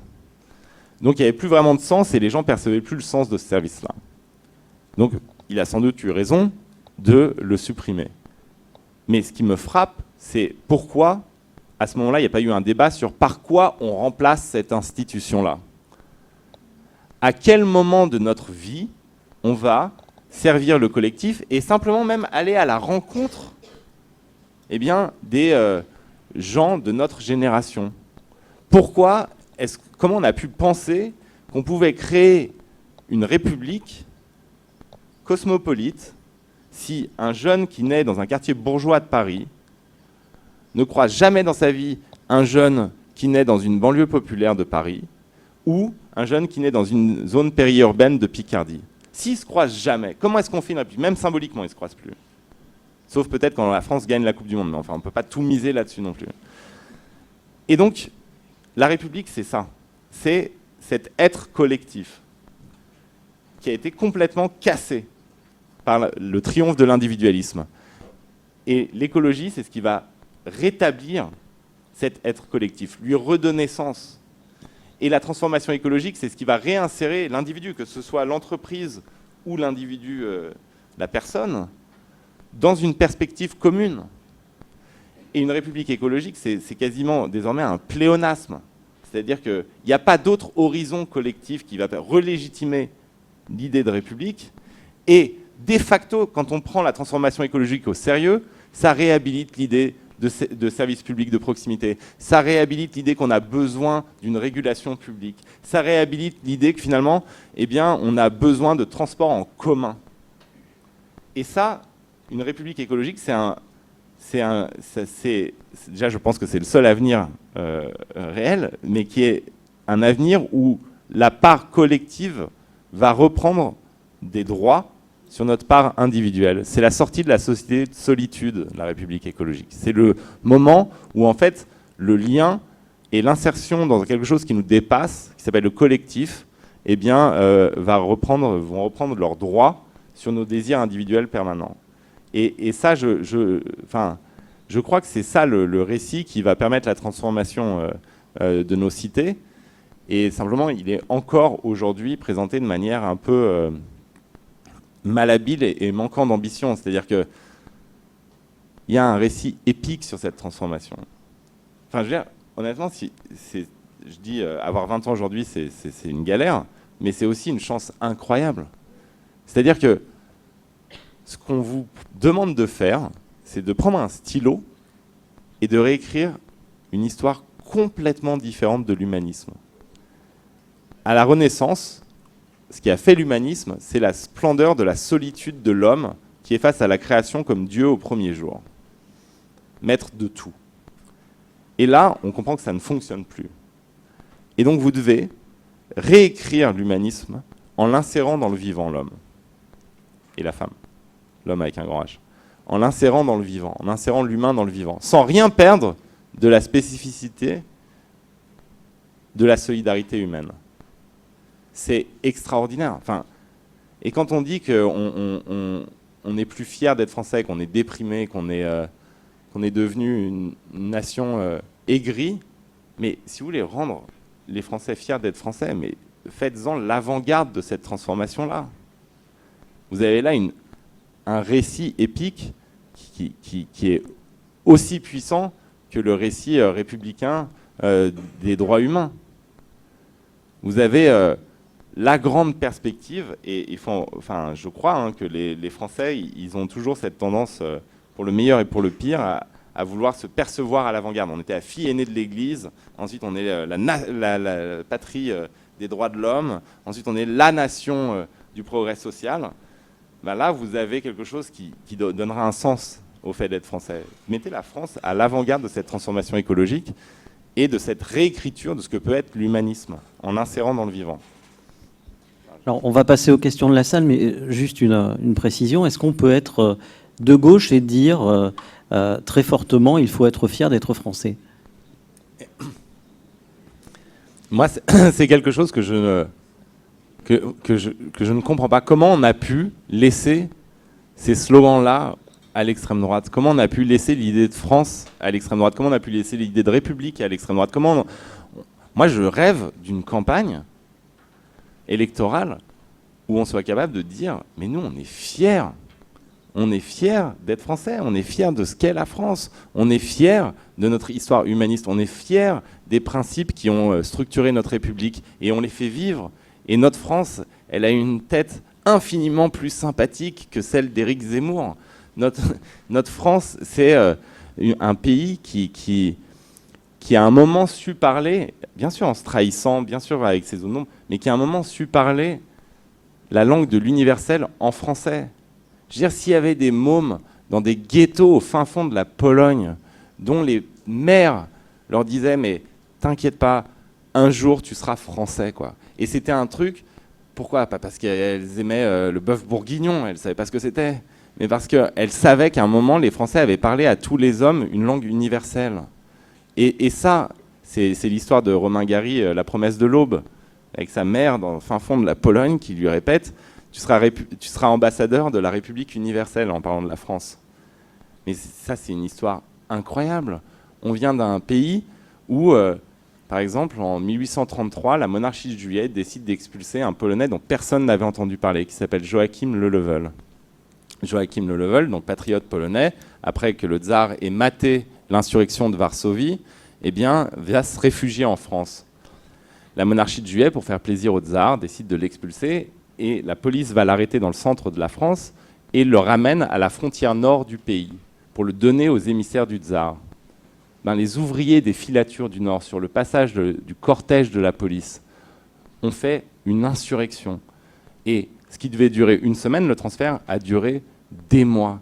Et chaque ville traversée connaissait sa révolution. À tel point, et je ne parle pas là de bobos parisiens, je parle des ouvriers des filatures du Nord, et à tel point que le préfet de la région écrit au ministre de l'Intérieur à Paris en disant on va faire tomber la République pour un Polonais dont tout le monde se fout, là. Et il faut lire ce que disaient les ouvriers de l'époque sur les barricades. Ce qu'ils disaient, ils ne parlaient pas de Joachim Lelewel, ils ne savaient même pas qui c'était, ils ne savaient pas ce que c'était que sa vie. Ils parlaient de la France. Et ils disaient, cet homme, il a fui son pays parce qu'il était persécuté, il se retrouve chez nous, on l'accueille et on le donne. Mais là, on trahit ce qu'est la France. On trahit la France quand on fait ça. Et vous vous rendez compte, ces gens, ils étaient misérables, ils avaient des conditions de vie déplorables, les ouvriers dans les filatures. Et ils étaient prêts à risquer leur peau, parce qu'il y en a qui se sont fait trouer par la troupe, pour un Polonais dont ils n'avaient jamais entendu parler. Et pourquoi ? Parce qu'à travers le destin de ce Polonais se jouait l'image même de leur pays, l'histoire de leur pays, le sens qu'ils donnaient au fait d'être français. Mais on vient d'un pays comme ça, on a une histoire comme ça. Il faut savoir la raconter, il faut savoir la faire vivre. On ne va pas la laisser, cette histoire-là, aux héritiers de Barès et de Maurras. Non mais c'est ultra important. Et pourquoi Zemmour, il est fort aujourd'hui ? Parce qu'il raconte une histoire sur la France. Mais c'est pas ça qui est fascinant. Il y a toujours eu des Zemmour en France. Mais ce qui est fascinant, c'est à quel point les autres sont nuls. Pourquoi est-ce qu'ils ne sont pas capables de raconter une histoire qui est encore plus forte, encore plus enthousiasmante, bien plus grandiose dans l'ambition que son truc rabougri et sa quête dans les toilettes sur les prénoms ? Non, mais oui, mais si la France qui va fouiller les prénoms semble dominante, c'est parce que celle qui était l'héritière de Hugo et de Zola a fermé sa gueule et était plus capable de chanter l'humanisme. Et donc, c'est ça le problème. Le problème, c'est pas lui. Le problème, c'est nous. Et c'est pour ça qu'il faut impérativement qu'on reprenne le fil de ce récit-là. Et ça a toujours été le cas dans l'histoire en plus. La question même souligne la déshérence et l'acculturation et la bêtise de la gauche. Comment est-ce qu'on peut... Parce que la question, elle est naturelle, hein, c'est pas la question le problème, c'est ce qu'elle reflète. Je veux dire, ça a toujours été quelque chose de la gauche de chanter cette France-là. Pourquoi elle est plus capable de le faire ? Je veux dire, à un moment... Enfin, faut lire Victor Hugo, quoi, sur ce que c'est. Simplement, ils ont plus lu, quoi. Ils sont restés dans des sections à faire des coups de billard à 12 bandes pendant 15 ans de leur vie. Ils ont plus lu un récit, ils n'ont pas lu Gary, ils n'ont pas lu Hugo. Ils savent plus parler. Ils savent plus parler avec leur cœur. Tout ce qui compte, c'est comment est-ce que le secrétaire de section B12 va pas prendre la place du secrétaire de B13, machin. Ah oui, mais sauf qu'en face, vous avez un mec, il a lu et il est capable de parler avec cœur. Alors, c'est ce qu'il dit, ça glace le sang. Mais sauf qu'on a l'impression qu'il l'aime plus que nous, la France. Ah non, moi, je refuse de croire qu'il l'aime plus que moi. Hein. Moi, je suis un vrai dingue. C'est-à-dire que dans mon salon, j'ai vécu pendant 4 ans, il y avait un mur entier qui était occupé par... Alors après, vous allez déserter direct si je vous raconte ça, parce que vous allez me dire, ouais, en fait, il est vraiment problématique. Il y a 365 jours de l'année, il fallait une date qui me rende fier de mon pays et de son histoire humaniste. Une date, un combat, une grève, une œuvre, un discours, une action, une création culturelle, sociale, ce que vous voulez, une date par jour, 365. Et je regardais ce truc et ensuite je voyais les chaînes infos et je me disais mais c'est pas mon pays. C'est ça mon pays, c'est pas ça. Et donc c'est ce pays-là qu'il faut apprendre à dire à nouveau et à aimer aussi et à transmettre. Je veux dire, et je crois que c'est ce qui nous manque. Enfin vraiment, c'est qu'une présidentielle en France, ça a toujours été aussi un questionnement sur ce que ça veut dire être français. Et le problème, c'est que pourquoi la gauche, elle est infoutue de même sembler pouvoir peut-être gagner un jour une élection présidentielle aujourd'hui. C'est même pas pourquoi elle ne gagne pas. C'est pourquoi est-ce qu'on va déjà à l'élection présidentielle en se disant pourquoi ? Mais parce qu'elle est plus capable de dire ce que ça veut dire être français. Quel sens on met à ça ? Quelle histoire on raconte quand on dit ça ? Et pourtant, il y a une histoire à raconter. Et cette histoire, elle n'est pas de droite, elle n'est pas raciste, elle n'est pas xénophobe. Enfin, il y a autre chose. Et cette France cosmopolite, eh ben, il faut savoir la dire.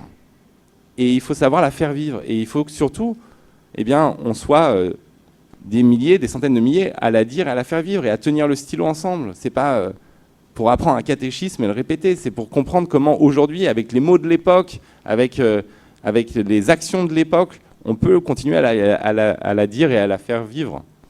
Et ça, je crois que c'est la grande aventure. Et cette aventure, pour ça, il faut un peu de cœur, quoi, enfin, de passion pour la faire vivre.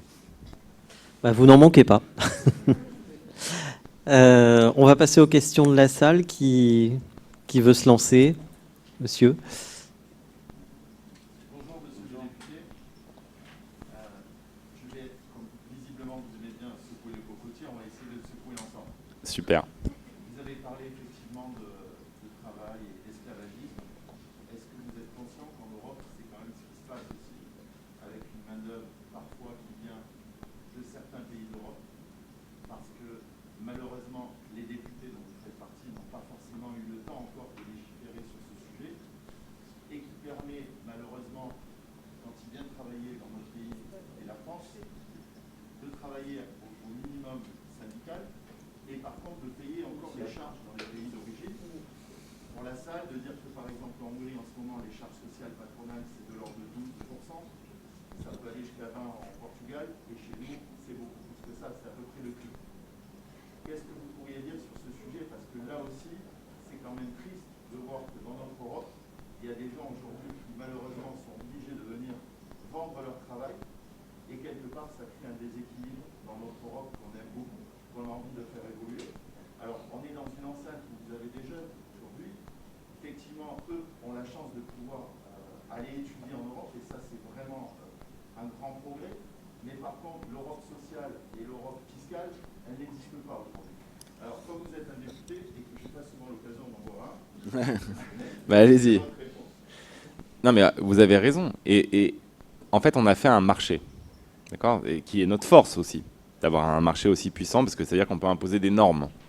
Mais le problème, c'est que ce marché, il implique, s'il est libre à l'intérieur, il implique une harmonisation sociale et une harmonisation fiscale.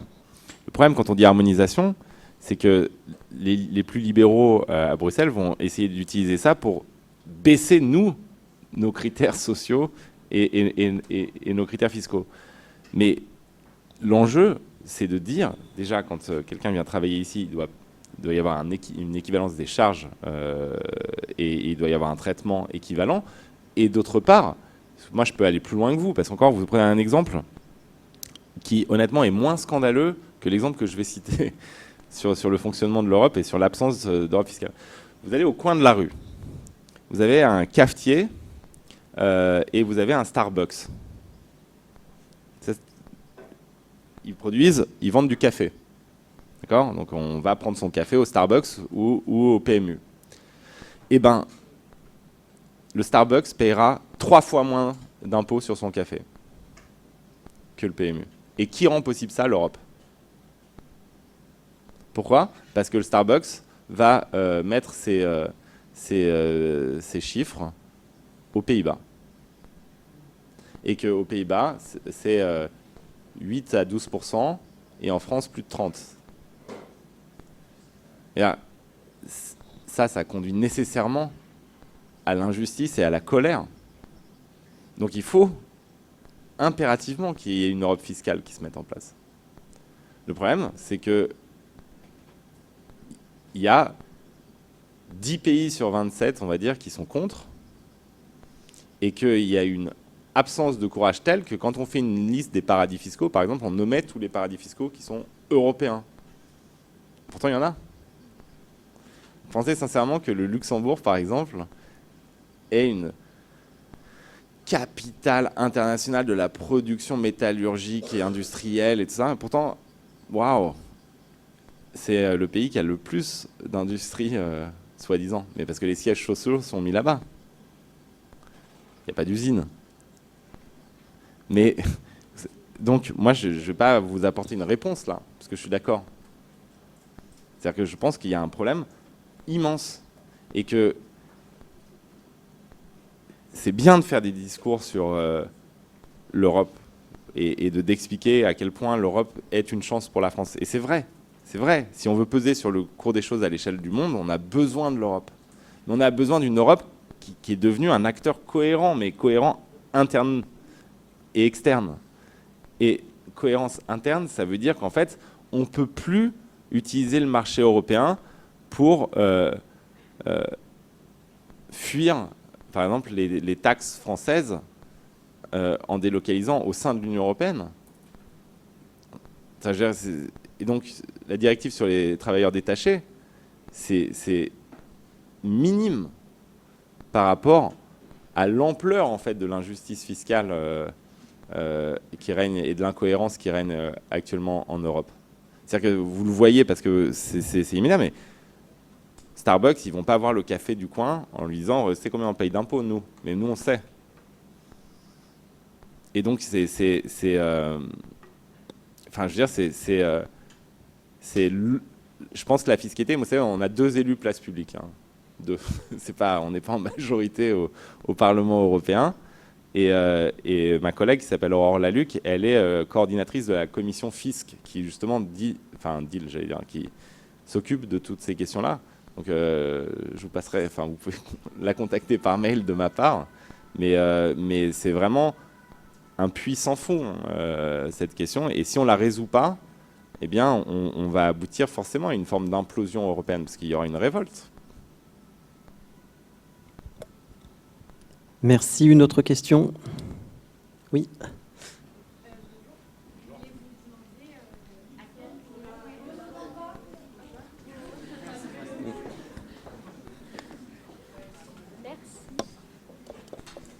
Bonjour.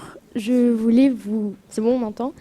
Je voulais vous demander à quel moment est-ce que vous vous êtes dit et vous avez compris que la jeunesse, celle qui est née dans les réseaux sociaux, pouvait être portée au cœur des débats institutionnels, alors que c'est vrai que la majeure partie justement de cette jeunesse, elle avait plutôt l'impression d'être détachée de ce genre de questions. Ouais. Ah, vous pouvez le garder maintenant. Il est à vous. J'ai toujours eu peur de cette cité sans jeunesse qu'on est en train de construire. Il y a aussi une des raisons pour lesquelles j'ai écrit ce livre aussi, j'ai oublié de dire tout à l'heure, c'est que moi je comprends la nécessité sanitaire du confinement et tout ça, mais j'ai été marqué par une chose, c'est que on a demandé en fait un sacrifice à l'ensemble de la population, mais ce sacrifice il est bien plus grand quand on a 20 ans que quand on a mon âge et qu'on habite dans un appartement, quand on a 20 ans et qu'on habite dans une chambre étudiante de 8 mètres carrés, que quand on a une famille avec des enfants et dans un appartement de 10 fois la taille. Et en plus, à 20 ans, c'est le moment où on a besoin justement d'aller en cours, mais aussi de nouer des relations sociales, de flirter, de danser, d'apprendre la vie, de se faire des amis qui vous forment, des rencontres qui vous forgent et tout ça. Et donc le sacrifice qui a été demandé, peut-être sans doute il était nécessaire, mais le fait qu'il n'y ait même pas eu une politique au départ à destination de la jeunesse, qu'il n'y ait même pas eu un accompagnement, qu'il n'y ait même pas eu un contrepoint, ça a illustré à mes yeux le fait qu'on était en train de construire une cité sans jeunesse, où la jeunesse finalement était plus une préoccupation centrale et devenait même quelque chose de lointain, voire de dangereux et à écarter. Et ça correspond c'est la matérialisation de ce que je racontais sur le sentiment du déclin. C'est-à-dire que si la cité se pense déclinante et sans pouvoir, de toute façon elle s'en fout de sa jeunesse, puisqu'elle s'en fout de son avenir, elle pense que tout est déjà foutu. Et donc il me semblait fondamental de remettre la jeunesse au cœur des préoccupations et du débat public. Mais au-delà de ça, concrètement, au moment où je me suis dit que vous alliez nous sauver, c'est le moment où vous avez sauvé ma raison d'être en politique. Moi, je veux dire, au départ, au tout début de mon mandat, j'avais dit que je serais la voix des sans-voix, et donc j'ai reçu des délégations de peuples, d'acteurs de lutte et tout ça. Et quand j'ai reçu une délégation de rescapés des camps chinois, et qui m'ont raconté l'ampleur du crime contre l'humanité qui avait lieu en Chine et qu'eux subissaient, pendant tout le rendez-vous, je me suis dit, mais c'est quoi ce décalage entre la nature et l'ampleur du crime et l'indifférence totale qui régnait en Europe? Et donc, première chose quand ils sont partis, c'est que j'ai pris mon téléphone et j'ai appelé moi des leaders de gauche et écolo et je leur ai dit il faut qu'on fasse quelque chose pour les Ouïghours, je leur ai tout raconté et à chaque fois c'était la même réponse, c'est-à-dire que c'est horrible, mais qui va s'intéresser aux Ouïghours? Donc ok, raccroche, c'est très poli, c'est très sympa, donc tu vas rien faire. Et là on s'est dit avec mon équipe, parce que tout ça c'est un travail d'équipe, c'est la seule chance qu'on a de foutre le bordel, je suis désolé, c'est d'en appeler aux jeunes sur les réseaux sociaux. Et là, tout de suite, il y a eu une vague de solidarité. Et je me suis dit, mais en fait, alors déjà, je vous remercie pour les Ouïghours, c'est le principal, mais même égoïstement, je vous remercie parce que si on n'est plus capable de comprendre que notre destin se joue aussi dans le destin d'un peuple à des milliers de kilomètres de chez nous qui est parqué dans des camps de concentration, je n'ai rien à foutre en politique. Et donc vous m'avez redonné conscience de pourquoi je fais de la politique et pourquoi j'avais décidé de m'engager et que ça avait peut-être une chance de produire des résultats. Et je crois qu'il faut retrouver le sens de l'engagement politique gratuit, sans calcul. Toutes ces campagnes, on les a faites sans jamais anticiper qu'elles allaient fonctionner. C'est-à-dire que maintenant, il y a des gens qui nous appellent et qui nous disent « Voilà, je fais mon master sur la stratégie de communication politique, donc expliquez-nous comment vous avez élaboré votre plan de bataille. » Et alors, toujours un peu honte, nous, on n'avait vraiment pas de plan, quoi. Enfin, mais si, le truc, les fonds jaunes avec les lettres noires, là, c'était vraiment super intelligent. Alors moi, je dis, putain, je trouvais ça hyper moche. Mais on s'est dit que c'était visible et compréhensible. Et donc, en fait, il y a besoin, et je crois que ce que vous pouvez apporter à la cité, c'est cette capacité-là à être spontané. Vous n'avez pas encore désappris à être spontané. Et il ne faut jamais désapprendre. Non, mais vraiment. C'est-à-dire que ce que beaucoup appellent la sagesse, c'est en fait un renoncement. Vraiment, je crois, j'en suis convaincu. C'est pour ça que d'ailleurs, je préfère les enfants de 4 ans aux adultes, si je suis très honnête. Mais, parce qu'eux, ils n'ont vraiment pas désappris, quoi. Mais ils sont dans la pure spontanéité. Non, je dis ça parce que mes enfants me manquent, mais il faut garder ça parce que c'est ce qui manque à notre cité. Et c'est pour ça que je suis convaincu que votre irruption sur la scène publique, si vous y consentez, si vous le voulez, peut tout bouleverser. C'est des discours, là, ce qui domine, c'est des discours auxquels, pas à l'extrême droite, mais je parle dans les autres espaces politiques, c'est des discours auxquels plus personne n'adhère totalement. Quand ils disent « je vais gagner l'élection présidentielle », tout le monde sait que c'est faux. Et eux savent que c'est faux. Et le but, c'est juste de faire plus que les socialistes, ou de faire plus que les Verts, ou de faire plus que machin. Mais tout le monde s'en fout. Vous pensez que dans 20 ans, on se souviendra si les Verts ou les socialistes étaient l'un devant l'autre quand ils sont à 7, 4, 2, je sais pas quoi. On s'en fout. Non, c'est pas très important. Disons-le. Enfin, moi, je m'en fous de savoir qui domine à gauche. Les 10% de gens qui votent à gauche, qui est le plus fort en leur sein, quoi. Genre, hein. Et ben, faut faire irruption et balayer ça. Mais ça, enfin, à mon avis, c'est aussi la force de pas avoir encore conscience de tout, parce que la conscience de tout que les sages veulent vous inculquer conduit au renoncement et au désir de rien. Et donc il faut y aller, quoi. Et je suis persuadé que si vous y allez, bah, en 5 ans, tout a changé.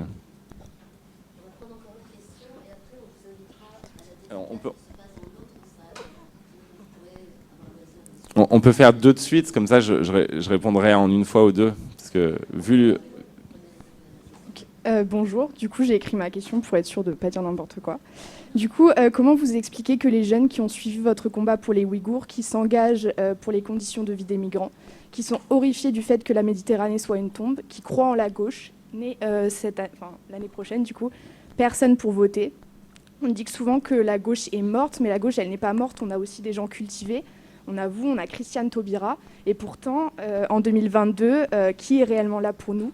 Qui est là pour nous proposer un vote? Alors oui, on a Hidalgo, mais est-ce que c'est vraiment le choix qu'on devrait avoir? qu'est-ce que vous nous proposez finalement pour qu'on puisse s'engager institutionnellement, comme vous l'avez dit? Parce que moi, j'ai voté toute ma vie dès que j'ai pu, à 18 ans. Je me suis toujours engagée pour la gauche et pourtant, là, je ne suis pas sûre de pouvoir voter l'année prochaine pour qui j'aimerais voter. Du coup, qu'est-ce que vous nous proposez?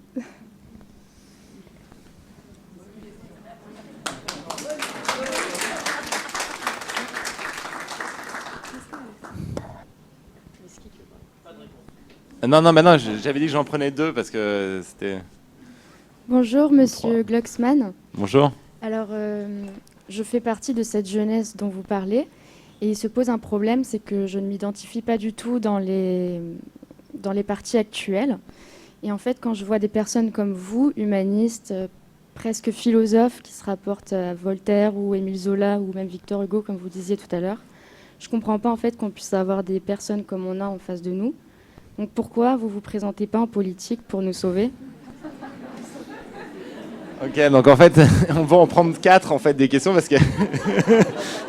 non, mais parce que si c'est parce que moi je vais répondre parce qu'elles se rejoignent un peu quand même. Elles sont pas formulées pareillement, mais elles vont dans le même sens. Moi, ce que je vous propose, c'est alors déjà, vous avez, je vois Kenza derrière, vous avez Place Publique qui vous attend et un mouvement où justement on essaye de réfléchir à ce que ça veut dire faire de la politique autrement. Mais moi, ce que je vous propose, c'est de réhabiliter une forme de temps long. Ça ne se fera pas en une fois, en un claquement de doigts. On va prendre le temps de construire une vague qui va réellement transformer ce pays. Si même par hasard et par miracle, la gauche gagnait les élections aujourd'hui, est-ce qu'il y a les cadres, est-ce qu'il y a le mouvement dans la société civile pour transformer réellement le pays, ou est-ce que ça fera à nouveau ce qu'il y a eu déjà en 2012-2017 ? Moi, je pense qu'il faut qu'on apprenne à construire quelque chose sur le moyen long terme. C'est-à-dire qu'il faut créer un mouvement, il faut créer une vague dans cette société où on soit capable d'offrir des candidats, des représentants qui ressemblent à la France, enfin qui soient... Je veux qu'il y ait un ouvrier de Luxfer avec une activiste écolo, avec un prof dans un quartier ultra paupérisé. Je veux que ça respire la France, enfin qu'on ne soit pas encore dans cette atrophie sociologique qui est celle de la gauche aujourd'hui. Et ça prend du temps. Il faut qu'on arrive à réellement faire naître une espérance dans un endroit où il n'y en a plus beaucoup là, sur cet espace politique-là. Et ça va prendre du temps. Moi, je prends mon bâton de pèlerin et je vais faire que ça, moi. C'est le sens de mon engagement. Et je savais que ça ne serait pas un one-shot, que ça ne serait pas rapide, parce qu'on part de très bas. Mais il faut que partout en France, ça émerge et qu'on construise ça. Maintenant, immédiatement, pourquoi... déjà, je ne sais pas, il faudra poser la question à Taubira. Peut-être qu'elle ira, hein, j'en sais rien, je ne suis pas dans le secret. Mais moi, je crois, après, sauf miracle, c'est possible, hein, et j'espère, et je ferai tout pour, et s'il faut y aller, à la soutenir, et tout ça, oui. Mais je crois vraiment qu'on a besoin, là, de construire quelque chose d'extrêmement profond. Vous savez, en 1936, quand la gauche gagne les élections, il n'y a pas les réformes sociales portées par le Front populaire si jamais il n'y a pas juin 36 et l'effervescence dans les usines, l'effervescence dans toute la société. C'est un mouvement dans la société qui permet d'ailleurs à Blum d'aller voir les lobbies patronaux et de leur dire « Mais vous savez, vous avez vu la France, là, elle est à 2 doigts de la révolution. Donc si vous n'acceptez pas les congés payés, ça va être bien pire ce qui va vous arriver. » Et exactement comme à toute petite échelle, ce qu'on fait, nous, sur les marques, quand on a la rencontre, c'est que on dit, vous avez vu la colère contre vous. Si vous n'obtempérez pas, vous allez vous effondrer. Et donc, il faut ce mouvement-là dans la société française. Il faut... Et ça prend du temps à reconstruire, ça prend du temps à construire, et il faut qu'il y ait une... Moi, je veux qu'on fasse comme un peu ce qu'a fait Sunrise aux États-Unis, c'est-à-dire qu'il y ait des nouvelles figures qui émergent, qui parlent différemment, qui ne soient pas l'éternel recommencement du même. Et ça prend aussi un peu de temps, non? Enfin, ça prend du temps. Et puis, moi, je ne suis pas prêt aujourd'hui, par exemple. Je vais vous parler de manière très franche. Moi, je suis assez fasciné d'ailleurs par la légèreté avec laquelle ces gens-là se déclarent candidats à la présidence de la République. Si on est sérieux 2 secondes, il y en a autant qui se sentent prêts, quoi. Ils se disent, moi, demain, on me confie les clés, je sais ce qu'il faut faire surtout. Moi, je ne sais pas ce qu'il faut faire surtout. J'ai découvert là les subtilités d'une politique commerciale. Moi, je pense qu'il faut que j'aille maintenant dans la commission industrie pour comprendre réellement ce qu'est une politique industrielle cohérente. Et j'ai encore plein de choses à apprendre. Donc moi, je ne suis pas prêt, mais je pense que vous n'êtes pas prêts non plus, si je suis honnête, sincère. Que nous ne sommes pas prêts collectivement. Mais que si, par miracle, il y a quelqu'un d'autre qui peut incarner ça, il faudra soutenir et y aller à fond. Mais voilà, et je pense qu'il faut aussi avoir conscience de ce que ça représente. Moi, j'ai conscience de ce que ça représente de l'immensité de la tâche. Et je crois qu'il faut qu'on soit capable de se former, d'avoir 300, 400, 500 personnes prêtes à entrer dans les institutions et à occuper des postes de décision. Il faut qu'il y ait une majorité, mais pas une majorité de reproduction des mecs qui ont déjà été députés 57 fois, quoi. Enfin, ou qui sont sénateurs depuis 42 ans et qui sont candidats à l'élection présidentielle. Qui est des nouvelles figures, une nouvelle manière de parler, des nouvelles équipes. Et ça prend du temps. Mais moi, je ne m'arrêterai pas tant qu'on ne m'aura pas fait. Je me battrai jusqu'au bout. Je pense qu'on y arrivera. En fait, je vais vous dire la vérité, ça peut sembler complètement fou aujourd'hui, mais moi, je suis sûr qu'on peut y arriver. Je suis sûr que si on arrive à canaliser cette énergie, à nouveau parler aux centaines de milliers de gens qui s'engagent dans les associations, qui font vivre la France humaniste, les gens qui font des maraudes, les gens qui font exister la transition écologique sur nos territoires, mais avec des actions qui reflètent en fait un désir d'engagement beaucoup plus vaste encore que celui des associations. Et que si on arrive à les faire exister en politique, eh bien, ça peut, en France, créer quelque chose d'inarrêtable. Mais ça prend du temps. Et donc, voilà, c'est très déceptif comme réponse, mais je pense qu'il faut qu'on se projette aussi dans un temps un peu plus long. Et maintenant, sur le temps hyper court, qui est là, il faut qu'il y ait moins de candidats et qu'il y ait moins de candidats, quoi, déjà. Et donc, il y a une initiative qui s'appelle la primaire populaire, par exemple, qui vise à faire en sorte qu'il y ait une candidature unique, ça j'y crois moyen, mais en tout cas, moins de candidatures qui émergent et qui soient soutenues par une dynamique de la société civile. Et ça, c'est important.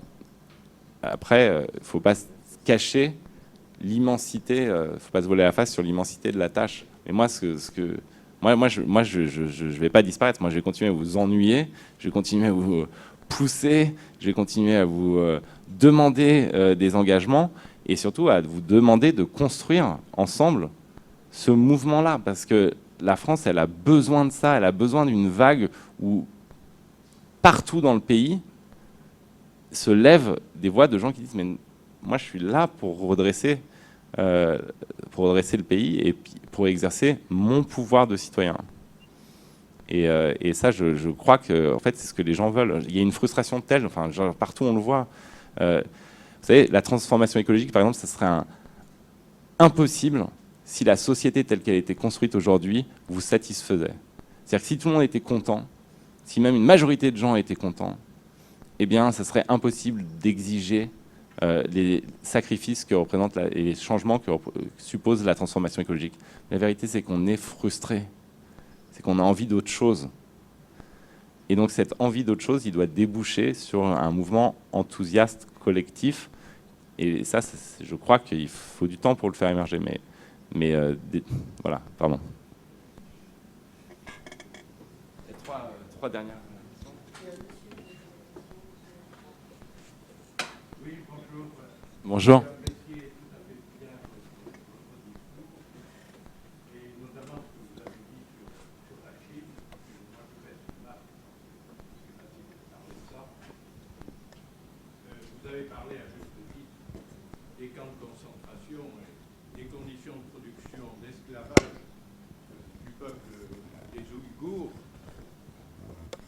Mais vous n'avez pas parlé de ce que sont les quasi-esclaves, pas les esclaves, mais des gens sans aucun droit, qui sont les 280 millions de Mingong en Chine.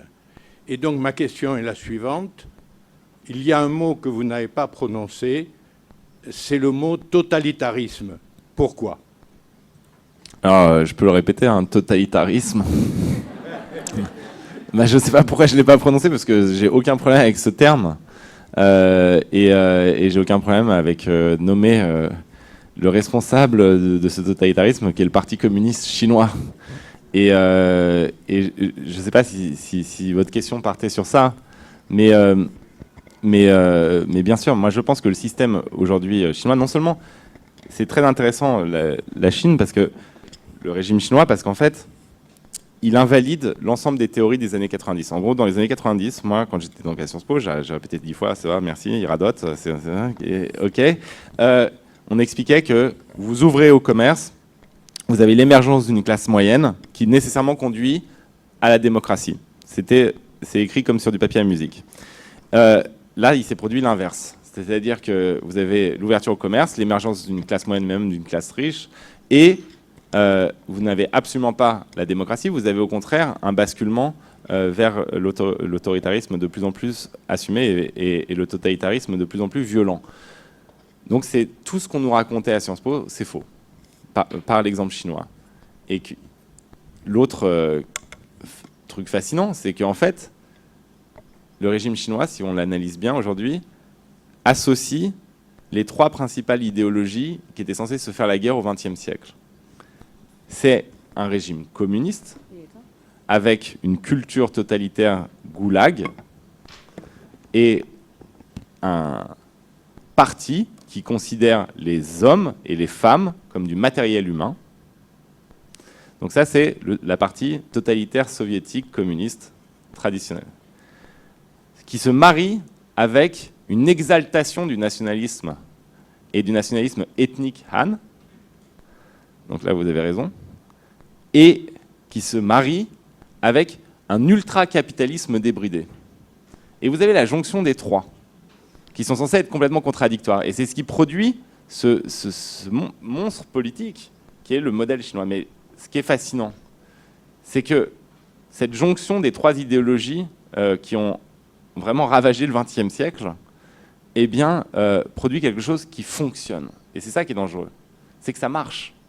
C'est que c'est pas simplement une tyrannie qui s'impose de manière autoritaire. C'est une tyrannie qui s'impose de manière autoritaire, mais qui crée une forme d'adhésion via l'expansion d'un modèle dangereux, mais d'un modèle, et qui n'est pas fondé sur les libertés, évidemment, mais d'un modèle qui fonctionne, qui s'enrichit, qui gagne des parts de marché à l'échelle mondiale, qui s'exporte. Vous avez vu la présence en ce moment du régime chinois, par exemple, en Éthiopie ou en Afrique en général. Eh bien, c'est donc l'existence absolument imprévue par les experts des années 90 d'un contre-modèle aux démocraties.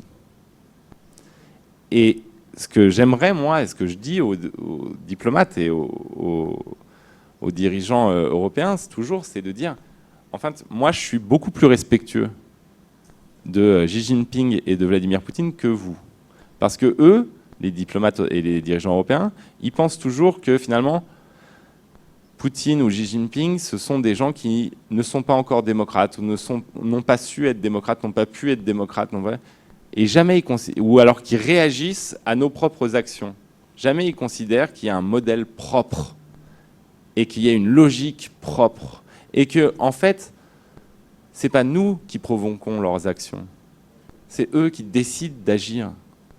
Et qu'en réalité, la seule chose que nous faisons en refusant d'agir pour ne pas les provoquer, c'est que nous les invitons à continuer leur plan d'action de manière indéfinie. Et donc, non, aller à Taïwan n'est pas une provocation, au contraire. C'est une invitation à ne plus provoquer, envoyer aux dirigeants chinois. Et non, adopter des sanctions sur la Russie n'est pas une provocation, comme le répète toute la droite dans son débat, plus l'extrême droite, plus Mélenchon, plus tout ce qu'on veut. Non, ce qui est une invitation à la guerre, c'est de s'effacer à chaque fois qu'il y a une provocation et une agression. Vous avez vu, il y a 175 000 soldats russes qui sont massés autour de l'Ukraine au moment où on se parle. Eh bien, la seule manière de faire qu'il n'y ait pas de guerre, c'est d'être dur. D'être dur avec ceux qui entendent la faire. Et ça, c'est pas ce qu'on est en train de faire. Bien sûr qu'on fait des sanctions contre le régime chinois ou contre la Russie de Vladimir Poutine. Mais on fait des sanctions qui sont complètement inopérantes. Et c'est ça la tragédie de l'Europe. C'est que par exemple, quand on décide, pour marquer notre désapprobation de la déportation d'un peuple, de sanctionner le régime chinois, on prend 4 officiels dont aucun n'a de compte en banque en Europe et on décide de geler leur compte en banque en Europe. Et on décide de les bannir du territoire européen alors qu'ils n'ont jamais mis les pieds, ils n'ont aucune intention d'y mettre les pieds. Ou il y a des attaques de hackers russes en pleine pandémie sur le système hospitalier irlandais. Mais en pleine pandémie, ils doivent gérer, les Irlandais, une vague dans les hôpitaux. Les hackers russes, au service des services russes, attaquent le système hospitalier irlandais. La sanction, on sanctionne les hackers. Pareil, ils n'ont plus le droit de venir en Europe. Ils n'y ont jamais mis les pieds, ils n'ont jamais eu l'intention d'y mettre les pieds. Mais vous voulez être écouté par ces régimes autoritaires qui, là, ce n'est pas juste des rivalités diplomatiques, qui vous attaquent au moment d'une pandémie? Ben, c'est facile. Hein. Vous avez des yachts et vous avez des chalets. Et vous, à Nice, vous êtes bien placés. Donc vous prenez les yachts et vous prenez les chalets. Vous serez pris au sérieux. Mais vraiment, vous voulez être pris au sérieux par le régime chinois? XPCC. XPCC et 4 autres entreprises chinoises qui exploitent des esclaves ouïghours et qui sont directement liées au politburo du Parti communiste chinois. C'est la vache à lait du Parti communiste chinois. Vous bannissez tout produit, rien à faire que ce soit fait par des esclaves ou pas, de ces entités-là. Vous les bannissez. Ils s'effondrent. Ils perdent de l'argent. Et là, ils vont commencer à se dire calcul coût-bénéfice. Mais ça, on n'est pas capable de le faire parce qu'on n'a plus la force suffisante pour établir un rapport de force. On n'a plus la volonté suffisante pour le faire. Parce qu'on pense qu'on n'y arrivera pas. Mais si, et vous pensez qu'on fera la transformation écologique sans faire un rapport de force avec les industries fossiles? Vous pensez qu'on va lutter pour les droits humains sans entrer en rapport de force avec les régimes autoritaires qui les broient, ces droits humains? Mais non, le monde, c'est des rapports de force. Au Parlement européen, partout, c'est des rapports de force. Et donc, ce qu'il faut, c'est, nous, être capables de les mener pour les idées et aussi pour les intérêts stratégiques à long terme de nos peuples, ces rapports de force. Et quand on sera capable de les mener, on repoussera le spectre de la confrontation générale au lieu de le rapprocher.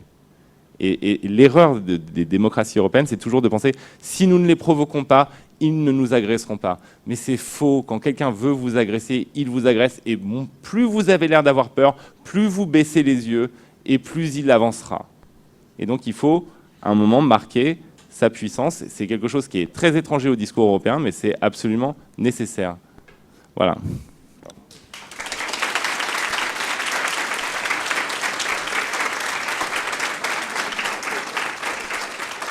Merci beaucoup, Raphaël Glucksmann, pour la richesse et la spontanéité de votre propos. Et puis, un seul message à l'attention des jeunes, c'est engagez-vous. Engagez-vous. Et à l'attention des dirigeants européens, ce que vous allez recevoir, à chaque fois, il faut leur dire, mais, allez là, n'ayez pas peur, quoi. Vous citez le pape, n'ayez pas peur, quoi. Vous êtes l'Europe, quoi. L'Europe, le premier marché du monde. Vous avez le droit d'agir, vous avez le devoir d'agir, vous pouvez le faire. Merci beaucoup. Une précision, la dédicace du livre de Raphaël Glucksmann se passe juste en face. Merci à tous.